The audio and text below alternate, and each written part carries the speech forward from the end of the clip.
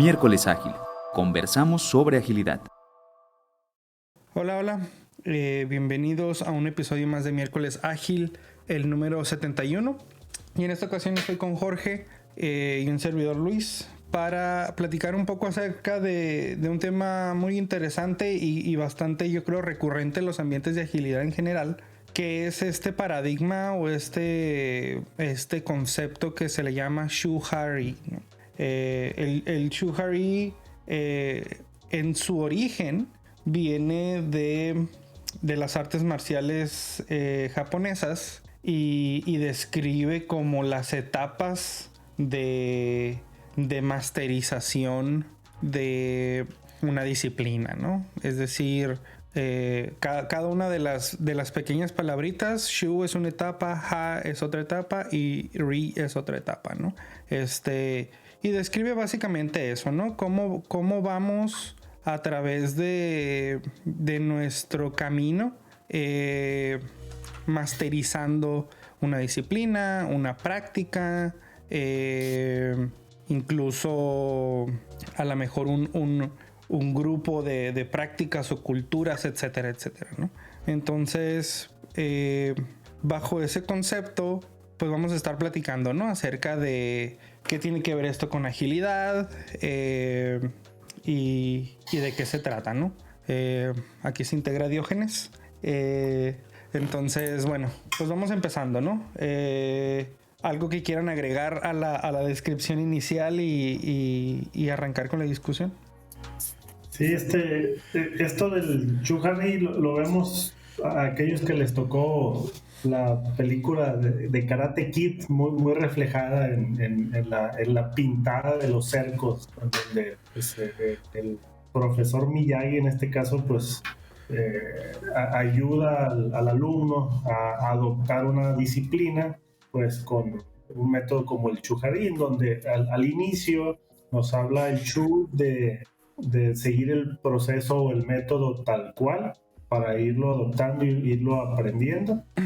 El Ha ya nos habla de poder buscar algunas adaptaciones adicionales del método que hayamos aprendido, donde podemos empezar pues tal vez a innovar, a customizar de acuerdo a la naturaleza de nuestro entorno.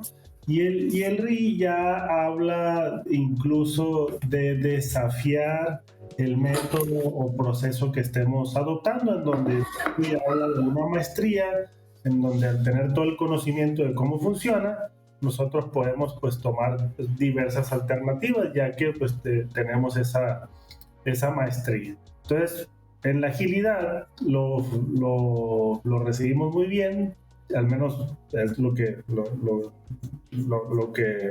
me ha tocado coincidir con colegas como ustedes, en donde para adoptar alguna práctica ágil o framework o algún mindset, esta teoría nos ayuda bastante para ir adaptando, para como tal vez by the book, poder luego pues empezar a customizar y al final podemos desafiar o incluso a darle nuestro propio toque. ¿Cómo ves, Diógenes? Pues ya definieron la parte del Shuhari. A mí lo que a mí me sirvió para utilizarlo es para aquellos lugares donde comienzan con una práctica, digamos, Scrum, y dicen, esto no me sirve. Entonces de Scrum voy a tomar las ceremonias y voy a tomar las user stories, pero no voy a tomar los puntos. Quiero que me sigan estimando en horas. Entonces, desde un inicio se entra el pick and choose, que para mí es simplemente, en mi experiencia, terminaba siendo el mismo proceso que ya tenías, cambiándole los nombres. Entonces, cuando yo aprendo el Shuhari y aprendo a establecer esta metodología con los distintos equipos, me ayudó para que al momento de implementarlo, esto no es un pick and choose, no le estamos cambiando el nombre a las cosas como tú las hacías, esto es algo diferente. Vamos a aprender a hacerlo de manera diferente como debe de ser y después vamos a ir creciendo y vamos a ir cambiando. Es al revés. Primero tomas el modelo como viene y luego lo modificas a las necesidades de tu entorno. No a partir de las necesidades de tu entorno tomas nada más lo que necesitas. Eso es lo que a mí me sirve mucho para sentar las bases y hacerle ver a los equipos cuándo es la etapa de aprendizaje, cuándo es la etapa de exploración y cuándo es la etapa de creación, de que ya te toca modificar tu modelo y crear, que por ahí creo que no lo hemos hablado en bastante tiempo, pero es el modelo de Spotify, ¿no? Como lo presentan en un momento, pero no era el chiste que el modelo de Spotify fuera esa fotografía. Lo mismo con el Shuhari, es cómo aprender una metodología nueva, cualquiera que sea, a partir del libro, la desarrollas y ya que tienes cierto expertise, entonces ya la empiezas a modificar o ves variantes. Oye, el board down debe ser en puntos o en horas. Vamos a tratar en puntos en un sprint, vamos a tratar en horas en otro, vamos a ir modificando, pero al principio es en horas, ¿no? Haciendo. Entonces, aquí venimos hablando de, o quizás sería bueno recorrer cada una de las etapas una por una, ¿no? O primero resumirlas, ¿no? Como ya ha mencionado Diógenes, ¿no? Que la primera parte del shoe, y hay una descripción súper corta para cada uno de ellos que se me hace bastante útil, al menos para empezar, ¿no? Y el shoe es el seguir las reglas. Es decir, vamos a adoptar algo que ya existe y vamos a seguirlo a cómo está hecho, ¿no? Para mí estas partes de escoger qué cosas de Scrum nos gustan y no, pues ya estamos empezando un poco con el pie izquierdo, ¿no? En la misma fase del shoe. ¿Por qué? Porque vaya, este frameworks como Scrum o como Kanban y todos los demás que existen, pues tienen esa forma, tienen esos eventos, tienen esas dinámicas por una razón, ¿no? Entonces nos vamos a perder de formarnos una opinión al respecto, ¿no? Entonces de inicio prejuzgamos y cambiamos, ¿no? Entonces el shoe se trata de eso, ¿no? Tomar el modelo y aplicarlo. Para después en el ha, así como en el shoe seguimos las reglas, en el ha estamos un poco rompiéndolas, ¿no? Es decir, ok, ahora sí, ya entiendo por qué tenemos un stand-up, ya entiendo por qué tenemos una retrospectiva, ya entiendo por qué tenemos un sprint review. Ok, ahora sí, ¿qué de esto me sirve, no? Quizás necesito la acción de revisar lo que entregué, pero quizás no en la forma de un sprint review, ¿no? Quizás en la forma de acceptance continuo durante el sprint. Y hago acceptance durante todo el sprint a cómo se van terminando las historias y no necesito de un sprint review, ¿no? O quizás el sprint review tiene otro fin, que no es necesariamente revisar el progreso y comentar qué sigue, sino que a lo mejor simple y sencillamente mostrar a otros stakeholders más externos que tienen menos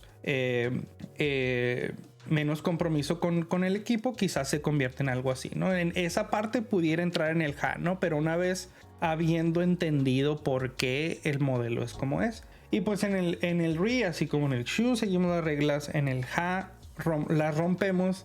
En el re es momento de crear nuestras propias reglas, ¿no? Y quizás crear reglas para otros. Así como los equipos que digamos terminaron en un framework como Scrum y dijeron, oigan, esto nos sirve a nosotros, aquí está, para quien le sirva, pues ellos alcanzaron esa fase del re, ¿no? Que es, ok, ahora nosotros contribuimos a las reglas del juego, ¿no? O creamos nuestras propias reglas del juego, ¿no? Entonces se vuelve súper interesante tratar de ver en dónde estamos, ¿no? Cada uno en nuestro entorno. En qué fase hablando de agilidad, en qué fase de la adopción de la agilidad estamos, ¿no?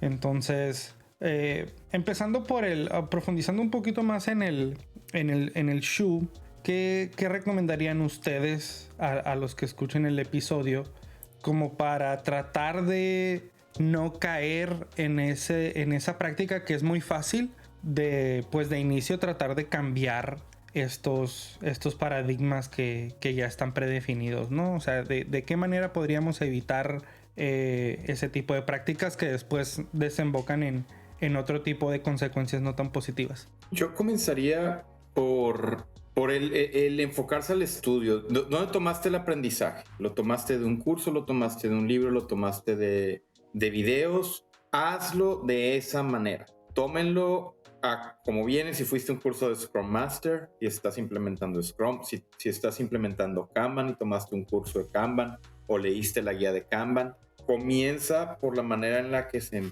enseña. Sé purista y confía en el proceso. Esa sería mi primera recomendación. Comienza a hacerlo. Y tal vez no estoy diciendo que el pick and choose debe comenzar una vez que tengas 2 o 3 sprints. Tal vez viene después, ya que comparas. Jorge, en algún momento hablábamos de metodologías a escala.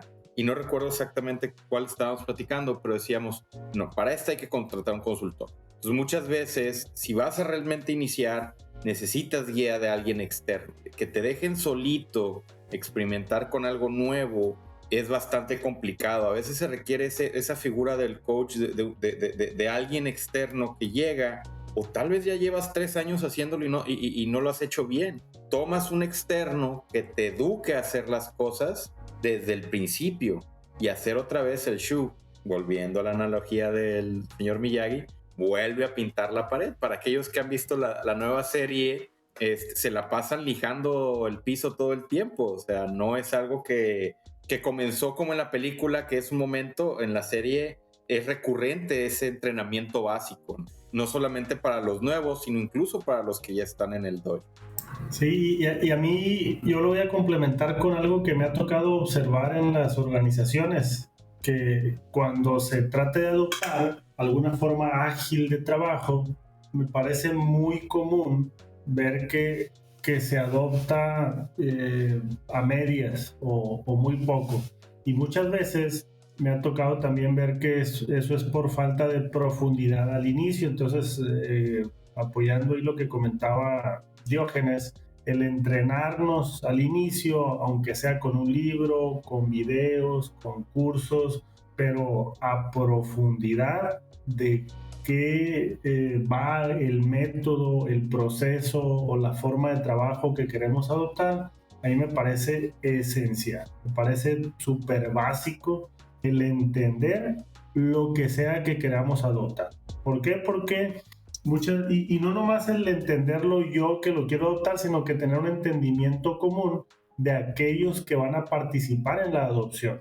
Me ha tocado ver casos en los que se interpreta Scrum, en el caso en el que se esté adoptando, de muchas maneras, y aquellos que están haciendo el esfuerzo por adoptarlo lo entienden de una, y los que están siendo parte de la adopción lo entienden de otra, y eso termina demasiado friccionado. No nos vamos a escapar de las fricciones, sin embargo, no es la misma que la fricción sea por el cambio de mindset, a que sea por la falta de entendimiento e ir todos a diferentes direcciones. Perdón. Entonces, en la etapa del shoe me parece súper básico profundizar en lo posible en lo que sea que estemos adoptando. Entonces, y más si es un marco que cambia el mindset. Y eso es lo que a veces no se, cuando hablamos de estas formas ágiles de trabajo, ese mindset que acaba de mencionar ahorita no se llega a profundizar. Entonces pareciera que es un cambio de proceso y lo implementan como tal. Entonces eso pues causa muchos tropezones en el camino, ¿no? O estrellones también. Ok, entonces... Y este Shuhari es un modelo de aprendizaje. Existen otros que se pueden utilizar también. No recuerdo el nombre del modelo ahorita, pero recuerdo que era uno que dividía en 4 el conocimiento. Y era el que, ok, ya me entrené, ya creo que sé. Creo que sé, pero no sé. Y ahí requiere mucha guía para moverlo al siguiente cuadrante, que es el de... perdón, el primer cuadrante es no sé que no sé. El siguiente cuadrante es ya sé que no sé. Y ya empiezas a hacer desempeño y empiezas a moverte en esa nueva tarea, en esa actividad, y te mueves al siguiente cuadrante, que es ya sé que no sé.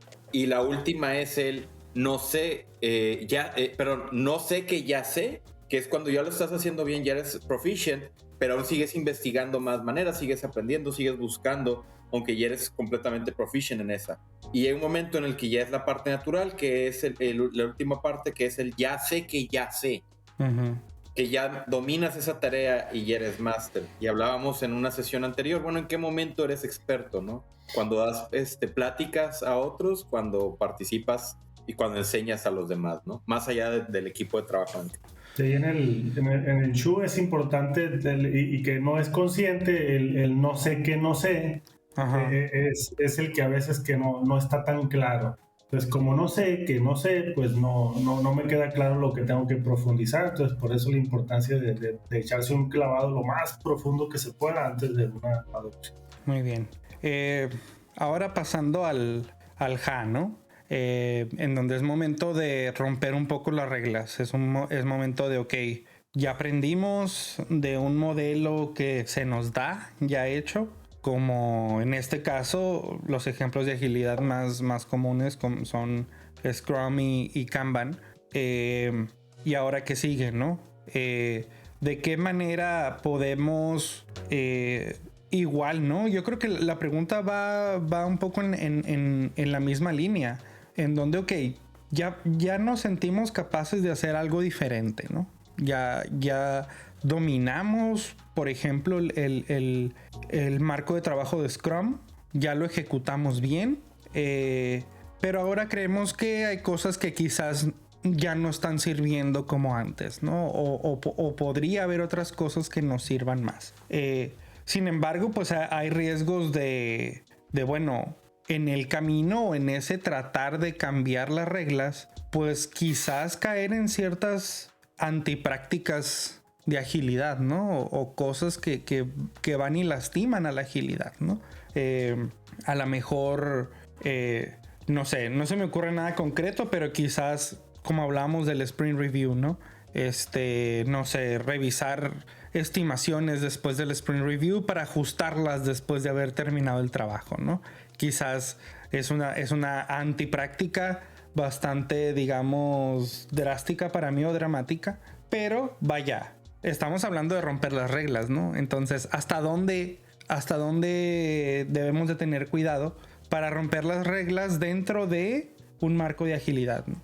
Y ahí es donde me parece que prácticas ágiles como la retrospectiva nos ayudan a desarrollar esos desafíos continuos en algún método o algún marco que estemos adoptando.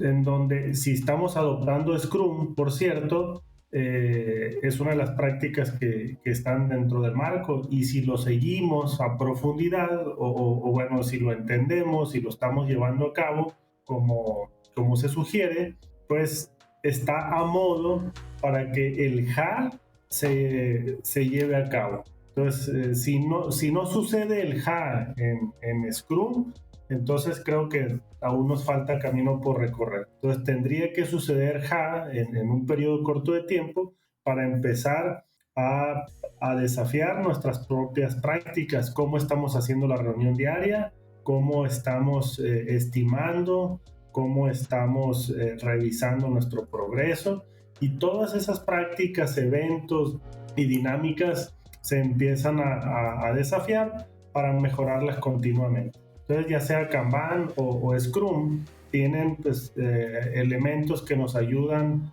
a hacer el JA. Y si nos vamos más por Lean, pues está Kaizen, ¿no? que está también a modo para el JA, ¿no? Para que empiece a desafiarse, y es donde se habla de la mejora continua en ese sentido. Pero, por ejemplo, hablando de la misma retrospectiva, ¿no? Pues quizás incluso he visto gente con opiniones incluso adversas a la retrospectiva, ¿no? Que uno dice, oye, pues vaya, quizás para muchos de los agilistas es el evento favorito, ¿no? Es en donde aprendemos, es en donde hablamos de cómo mejorar, etcétera. Pero hay quienes dicen, no, pues es que no necesito una sesión para eso, ¿no? Si veo que necesito mejorar algo, pues lo mejoro en cuanto lo identifico, ¿no? Entonces, ideas como esas caben en esta etapa del JA y hasta dónde. No, para mí eso ya viene en el RE. Para ser honesto, la parte en la que ya empiezas a quitar cosas es en el RE. El JA es explorar cambios. Por ejemplo, Mi primer equipo no usaba, me costó mucho trabajo, pero logramos desencajar las horas por punto. Pero no tener retrospectivas también es un cambio, ¿no? ¿O qué lo hace diferente a cambiar tus horas a puntos? Es que yo creo que el cambio viene en el RI. Es el impacto del cambio. A lo que voy es, en mi experiencia, cuando los equipos no quieren soltar las retrospectivas, es porque no le hayan valor a la retrospectiva. O sea, el problema no es quitar la retrospectiva. Ahí el reto para el Scrum Master es, ¿qué voy a hacer para que la retrospectiva me dé valor? No, pero en este caso estamos hablando de un equipo que dice, sí encuentro valor en aprender, sí encuentro valor en la mejora continua, simple y sencillamente no necesito esperarme al final del sprint para hacerlo. Puedo hacerlo, así como puedo hacer acceptance diariamente en lugar de un sprint review, puedo tener una dinámica similar con el continuous improvement, en lugar de esperarme hasta el final del sprint, por ejemplo. Yo pondría, de nuevo, ese tipo de cambios no lo haría en el HA. El HA para mí es experimentar dentro de las reglas. A lo que iba con el quitar las horas de los puntos, yo tenía a un upper management que me seguía pidiendo cuántos puntos por hora tenemos. Entonces yo disasocié eso del equipo, de tal manera que el equipo trabajaba en puntos y yo a partir de los datos que tenía, porque en las tareas tienes las horas, yo sacaba reportes como Scrum Master, que hace el Scrum Master todo el día. Sacaba un reporte donde alineaba las horas por punto y eso lo entregaba a Upper Management. El equipo no sabía eso. Pero bueno, eso entonces, ya también es un antipatrón gigante, ¿no? No creo. ¿Por qué? Porque yo le quitaba... ¿A quién le servían? ¿Quién estaba pidiendo eso? Upper Management. ¿Le sirve al equipo? No. Entonces al equipo no le sirve eso. ¿Para qué molestamos al equipo con eso? Upper Management pedía un reporte. Yo generaba el reporte. No es antipatrón porque el equipo no estaba siendo afectado por esa métrica. Sí, pero quizás estaban siendo medidos por esa métrica y ahí es en donde está el antipatrón. No, esa era mi norma. Yo presentaba datos para Upper Management que al equipo no le servían. Al equipo teníamos la retrospectiva, los puntos como manera relativa de ver historias. El planning, teníamos un planning poker, teníamos a veces dejamos el planning poker y hacíamos estimaciones relativa. Teníamos un grupo de, estas son las 5 historias en promedio 1, estas son las 5 historias en promedio 2, estas son las 5 historias en promedio 3. Y ahí ellos mismos iban poniendo las historias. Ya no estábamos planning poker, porque la conversación decía, no, yo creo que esta se parece a esta de aquí, o a este grupo de aquí. Y ya no estábamos el póker, la conversación se daba sin tarjetas, sin puntos. A lo que voy es, el HA es cuando buscas el conocimiento de fuentes alternas. Hay un deep knowledge. Todavía no haces experimentos con el equipo, todavía no dices, vamos a quitar la retrospectiva, vamos a poner horas y puntos al equipo, vamos a quitar los puntos y vamos a regresar a las horas, vamos a hacer unos estimates, vamos a olvidarnos de la velocidad y del board down chart. O bueno, del board and chart en puntos, porque lo vamos a hacer ahora en horas para medirnos nuestro progreso. O no queremos estimar ni horas. Eso para mí ya es la siguiente etapa del RE. El HA es, ya escuché al coach, ya estoy trabajando yo solo, ahora veo otras fuentes.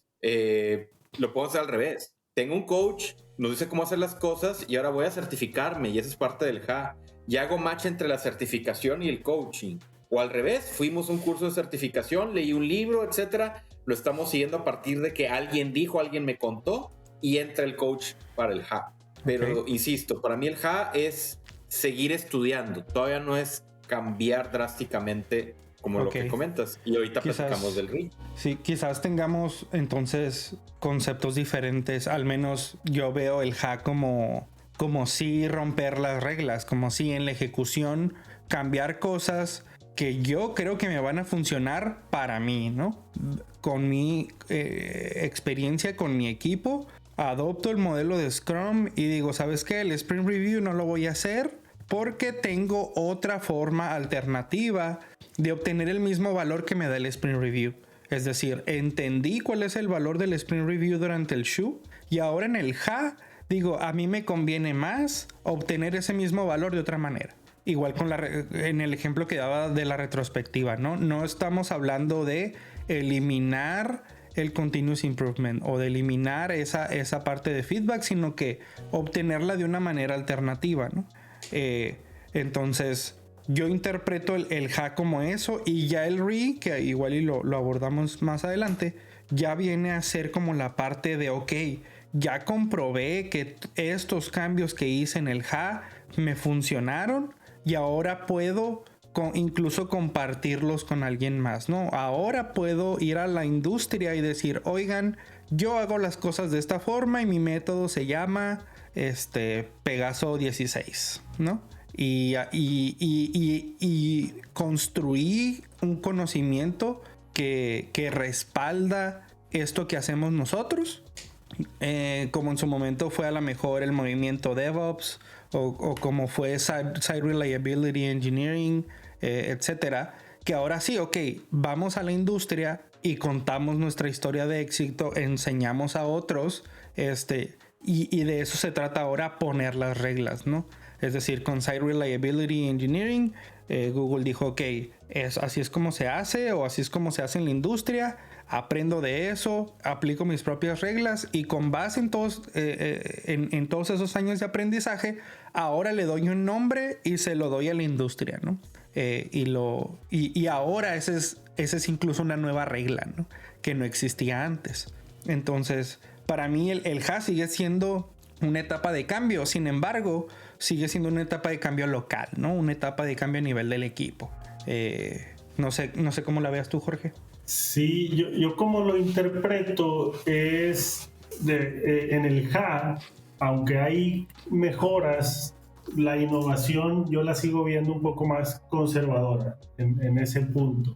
Tal vez siguiendo dentro de ciertas normas, rompo algunas cosas, pero todavía me mantengo. Si estamos hablando de Scrum, por ejemplo, mejoro las dailies, cambio la forma en la que la daily se hace, pero no quito la daily aún. Así es como yo lo vería ahí, ¿no? O sea, sí modifico, sí, innovo a nivel práctica, más aún no me invento un nuevo método para implementar. Entonces ahí donde pondría yo como que el boundary del HA, okay, en las normas que tal vez pues aún están alrededor.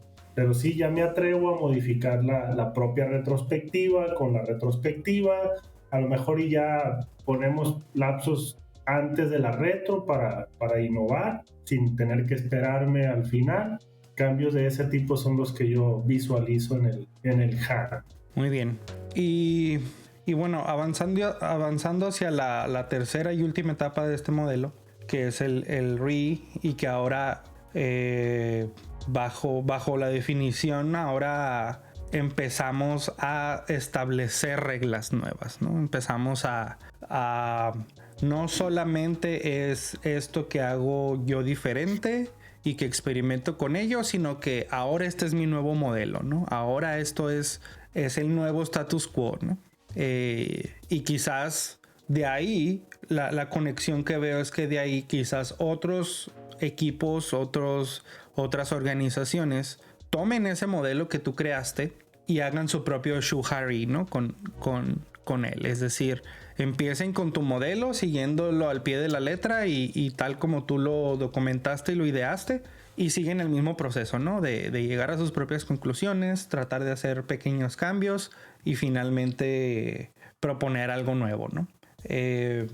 Entonces, la pregunta sería ¿qué tanto de esto vemos realmente en los casos del día a día de equipos que llegan hasta aquí, ¿no?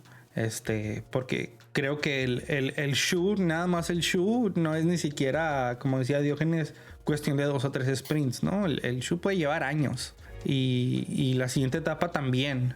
Entonces, ¿de qué manera o qué ejemplos podríamos dar de a la mejor organizaciones que han llegado a este punto de crear nuevas reglas, ¿no? No sé si puedan compartir algún ejemplo o si sepan de algo que nos ilustre al respecto.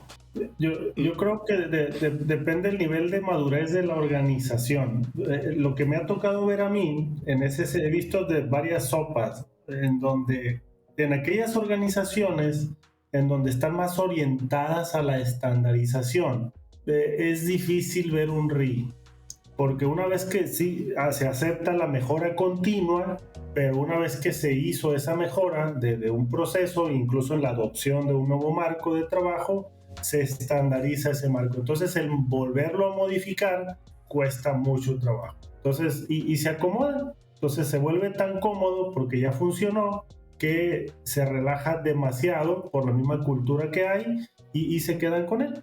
Pero también he visto otras en las que pues está esa apertura y de hecho ahí me tocó un caso como ese en donde en un equipo estábamos adoptando Scrum porque así era la norma en la empresa, hicimos el Shoe y todos Scrum, todos los equipos Scrum. Sin embargo, en uno de los equipos en particular con los que yo trabajaba, los cambios eran demasiado dinámicos. Entonces, ¿hicimos Scrum? Sí lo hicimos.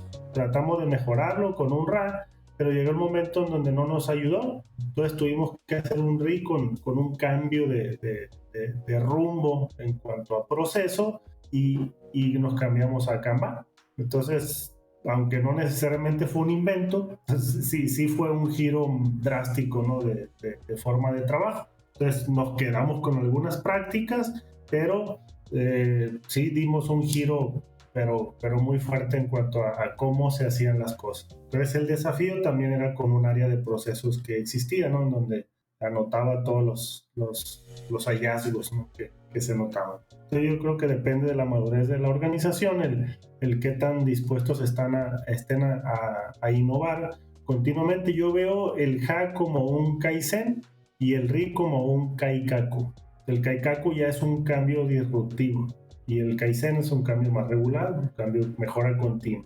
Y el Kaikaku es cambio y es una innovación más disruptora. Permitiéndome el comercial, me llama la atención cómo muchos de nuestros ejemplos nos movimos de Scrum a Kanban. Es mi ejemplo también. Yo he movido varios equipos a Kanban porque Scrum no es, ¿cómo se dice? Es muy prescriptivo comparado con Kanban o para la necesidad del equipo. Los requerimientos son cambiantes al punto que Scrum no te permite tener ni siquiera sprints de una semana, vaya. Entonces cuando lo mueves a quitar las iteraciones, Kanban te hace más. Entonces, pero ahí es más moverte de un shoe a otro shoe, ¿no? No necesariamente progresar hacia un high and read demasiado rápido. Es simple y sencillamente de un a otro shoe, sí. O de un HA a otro shoe, porque vaya, estamos hablando de que esto es un paradigma para masterizar algo, ¿no? Entonces realmente en la práctica cuando decimos, ok, Scrum no me funcionó, voy a switcharme a Kanban, quizás en donde aterriza el equipo ese entre el shoe y el HA, ¿no? Porque igual, como bien dice Jorge, ya traes prácticas de la otra metodología, ya traes ciertas cosas que te funcionaron, que quieres seguir haciendo, pero te apoyas en algo ya establecido como el método de Kanban, ¿no? Entonces, vaya, no hemos alcanzado el mastery en una y nos vamos a otra en donde no necesariamente empezamos desde cero, ¿no? Entonces... Exacto. Un ejemplo es que... Yo lo veo recursivo. Sí. Yo siempre que me he ido, o las veces que me he ido de Scrum a Kanban, me llevo el Daily Scrum, el Daily Stand-Up. Ese no lo he soltado porque es bastante valioso el Daily Scrum.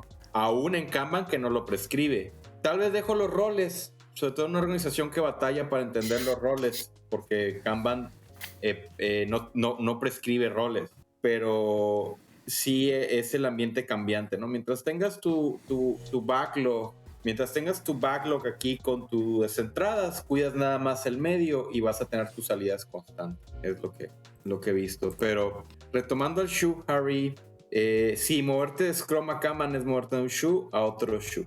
Estoy de acuerdo. Ok, y ahí me resaltó algo de lo que comentaba Jorge, ¿no? En el caso de las organizaciones que no necesariamente están muy abiertas a que uno más de sus equipos tengan esa como disrupción, sobre todo cuando hablamos de procesos estandarizados, ¿no? O que trabajen diferente, ¿no? Imagínate. Exacto. Ajá. Y bueno, yo tuve una muy buena experiencia. Exacto. Yo tuve una muy buena experiencia en mi trabajo anterior, en donde todos los equipos que estábamos en la misma organización, alrededor de 20 equipos, cada quien trabajaba con la metodología que mejor le pareciera. Y eso estaba muy bien con el liderazgo, ¿no? Muy sorprendentemente. Después ya vine a descubrir que es una organización un liderazgo que ha estado históricamente muy expuesto a la agilidad, entonces vaya, comprendían, ¿no? Pero al momento de querer, digamos, saber cómo vamos como organización, la tentación era estandarizar, ¿no? Es decir, ¿cómo vamos a saber cómo vamos si cada quien está haciendo lo suyo, ¿no? Si ni siquiera los que están haciendo sprints ni siquiera están sincronizados, ¿no? Hay unos que están haciendo 2 semanas, hay otros que están haciendo 3, o hay 3 o 4 equipos que están haciendo 2 semanas, pero cada quien empieza como en cadencias distintas, ¿no?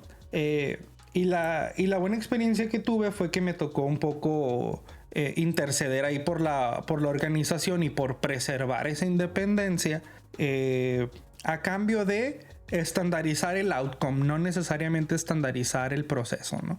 Es decir, ok, ¿qué estamos buscando de estos equipos? ¿Qué queremos saber de ellos, ¿no? Y después de mucha conversación, la respuesta fue: necesito saber en dónde está mi inversión. O sea, necesito saber si estoy invirtiendo mi dinero y mis recursos en lo que importa para mí como organización. Y la respuesta, digo, no era fácil, pero era, ok, no necesitamos estandarizar procesos para eso. Necesitamos saber en qué están trabajando nuestros equipos. Y por consiguiente vamos a saber en dónde están nuestros recursos, ¿no? Entonces, de ahí el liderazgo se mostró muy abierto, ¿no? Decir, ok, hay equipos que hacen Kanban, hay equipos que hacen Scrum, hay equipos que hacen Scrumban, hay equipos de iteraciones de un mes, de una semana, de 3 semanas. No, era irrelevante, ¿no? Lo que nos interesa es el outcome. Y que en este caso era, bueno, saber en qué estábamos trabajando en cualquier punto en el tiempo, ¿no? Pero mi pregunta iba a ser más al respecto de, ok, estamos entonces diciendo de alguna forma que si estamos en una organización en la que no podemos llegar al RI por cuestiones culturales, cuestiones de procesos, etcétera, podríamos concluir que no estamos en una organización ágil. Es decir, una organización ágil necesariamente tiene que poder llegar al RI o no. Buena pregunta. Al menos lo deben de intentar. Mi problema es que las organizaciones en las que yo he estado no tienen aspiraciones al crecimiento en ágil. Se enfocan tanto en los outcomes y en las métricas que ágil es nada más una metodología, no es un mindset. Y es muy difícil cambiar esa actitud. O sea, a mí me ha tocado estar dentro de los equipos de trabajo, ¿no? No me ha tocado llegar a apoyar en la parte de ágil. No me ha tocado que me digan, oye, Diógenes, ayúdanos a ser ágiles. Sobre todo desde que salí de la firma. Una organización que no es RI puede ser considerada ágil. Sí, porque no tiene que ver. Mientras tengas los valores del manifiesto y estés teniendo los principios, no necesariamente necesitas mejorar tus procesos. Entonces, los valores y la mejora continua de la que habla ágil, habla una mejora de cómo dar mejor servicio, cómo dar más valor, cómo dar más resultados. No necesariamente tienes que cambiar el proceso. Puedes estar cambiando tu técnica, tu expertise técnico. Entonces yo creo que no es necesario. ¿Puede ser ágil sin llegar a RI? Sí, pero estoy siendo teórico. Y yo voy a darle otra interpretación a la pregunta y la voy a tomar como que muy literal, porque la pregunta es, ¿una organización puede ser ágil? Yo creo que puede hacer productos de forma ágil, sí, con el manifiesto y todos los frameworks ágiles. Sin embargo, si hablamos de organización ágil, como en empresa ágil, la agilidad de desarrollo de software nos queda corta, porque con la velocidad que está cambiando el entorno hoy en día, si la organización no se transforma, suponiendo que no se haya transformado en mucho tiempo, ¿no? O sea, si una empresa se ha venido adaptando continuamente, creo que le basta con el HAS, tal vez 2-3 RIS ahí, pero yo diría que sí en el contexto de agilidad empresarial. Si me voy hasta allá, yo pienso que a una organización no le alcanzaría con solamente el Chu y el Han para responder al entorno tan cambiante, ¿no? Y me parecería que quedaría obsoleta si no se atreve a ser disruptiva, ¿no? Si no hace innovaciones disruptivas hacia el interior de cara a responder al entorno externo o incluso interno. No sé si agarré por otro lado, ¿no? Pero si hablamos de agilidad organizacional, me parece que sería insuficiente, ¿no? Con el puro Chu y Han. Incluso desde mi punto de vista, si estás incluso hablando de organizaciones exclusivamente de desarrollo de software, si tu cultura, tus prácticas no permiten a un equipo llegar al RI, difícilmente serás una organización de desarrollo de software ágil en lo que viene a ser la mejora continua, ¿no? Quizás entregarás... O que sobreviva simplemente, ¿no? Uh-huh. Quizás, como decía Jorge, ¿no? Entregarás el producto de manera ágil, tendrás a la mejor MVPs, escuchas el feedback de tus usuarios, les entregas lo que piden, etcétera, etcétera. Pero si como organización a nivel de los procesos no hay campo, no hay espacio para la disrupción, creo que difícilmente, como dices Jorge, será una organización que sobreviva, ¿no? En el futuro. Es decir, surgirá algún otro producto que sea desarrollado por una organización que sí tenga esas características y será más efectiva, ¿no? Entonces, yo sí creo que hay una asociación, ¿no? No tanto del Shuhari como modelo, sino en la habilidad de ser disruptivo al interior de la organización, ¿no? Al menos. Y bueno, como última pregunta, yo creo para cerrar, me he topado con anterioridad algunas opiniones al respecto del modelo, ¿no? De Shuhari, y quienes incluso cuestionan o dicen que no es, digamos, recomendable seguir este paradigma para la adopción de la agilidad. ¿Por qué? Porque a lo mejor hay gente que opina, no, pues no tienes por qué adoptar Scrum, ¿no? No tienes por qué empezar con algo preestablecido, ¿no? Empieza con lo que te funcione. Y quizás es brincarse un poco esa parte del Shu, ¿no? Y a lo mejor llegar directamente al Ha, que es tratar de romper las reglas y de hacer cosas diferentes, ¿no? ¿Qué tan de acuerdo o qué tan no de acuerdo están en ese tipo de opiniones, ¿no? En donde, vaya, no es necesario como al menos esa primera fase de tratar de hacer lo que otros hacen primero y de ahí aprender, ¿no? Yo también me iría al depende de la naturaleza de la organización. Si es una organización que ya está acostumbrada, que tiene una cultura de innovación, que desafía sus propios procesos, el status quo, me parece una organización que fácilmente puede hacer con mucha madurez brincos de etapas del Shuhari. Entonces, yo lo veo posible en esos sentidos, de acuerdo, y ahorita estamos analizando el modelo, ¿no? El proceso. Sin embargo, mencionaba Diógenes ahorita, no es el único. Y definitivamente es cuestionable, y yo sí lo vería más ad hoc para empresas que pues, no tienen una cultura tan madura en cuestiones de agilidad y de innovación, ¿no? Porque si ya la tienen, pueden hacer otro tipo de procesos o de métodos o formas de innovar sin necesidad de hacer un Shu tan profundo al inicio. Esa es mi percepción. Diógenes, un comentario de cierre. Pues bueno, yo creo que esto requiere de humildad. El Shuhari requiere de humildad, sobre todo en la parte del Shu. Humildad de decir, voy a aprender algo nuevo y tomarlo sin biases, sin experiencia previa. Es algo que a mí recuerdo mucho mi primera implementación ágil en Scrum, que decía, no, vamos a tomar Scrum, pero vamos a moverle todo esto, ¿no? Y al cabo de 3 sprints teníamos un daily Scrum donde le decíamos al equipo qué era lo que tenía que hacer, una retrospectiva donde les reclamábamos por qué había salido todo mal y cómo tenían que mejorar. Y seguíamos todos los eventos y ceremonias todos los eventos y artefactos de Scrum, pero no ni cerquita de ser una organización ágil, porque todos usó como un látigo diferente para golpear a los equipos, ¿no? Al equipo de desarrollo. Hasta que no llegué yo y tuve la oportunidad de ser Scrum Master y tuve la oportunidad de decirle a mi leadership, ¿sabes qué? Déjame trabajar a mí, porque si déjame trabajar de esta manera, vamos a verlo así. Yo te voy a entregar a ti lo que tú me pidas, ¿no? Y tú y yo nos hablamos, déjame trabajar con mi equipo.